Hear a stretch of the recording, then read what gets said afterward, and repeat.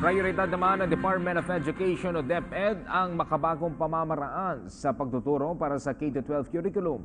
Ayon sa mga daan-daang education advocates, naniniwala sila na sa pamamagitan ng paggamit ng makabagong teknolohiya ay mas makakayanan at maaabot ng mga Pilipino ang dekalidad na edukasyon. Nagbabalik si Joy Gumatay.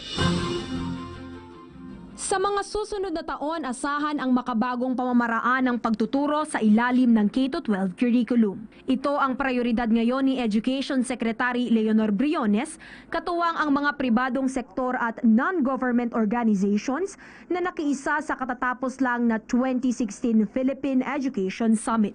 Ang mag-asawang Elaine at Leo De Velez ay kasama ng daan-daang education advocates na katuwang ng Department of Education sa pagkapalawak ng educational technology sa bansa. I see the openness of our own Secretary Briones through her 10-point agenda to address all the sectors in education so that no one is really left behind. We were very happy and encouraged that DepEd is really embracing the possibility of using education technologies not only to help address some of the issues or gaps that we are experiencing today, but really to prepare our learners to be globally competitive. Gamit ang makabagong teknolohiya, naniniwala ang mag-asawang De Velez na magiging mas accessible at mas affordable ang dekalidad na edukasyon para sa lahat.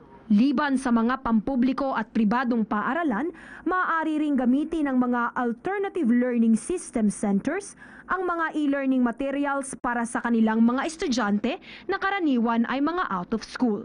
Actually po, marami talaga ang natatakot na gumamit ng bagong technology sa pagtuturo.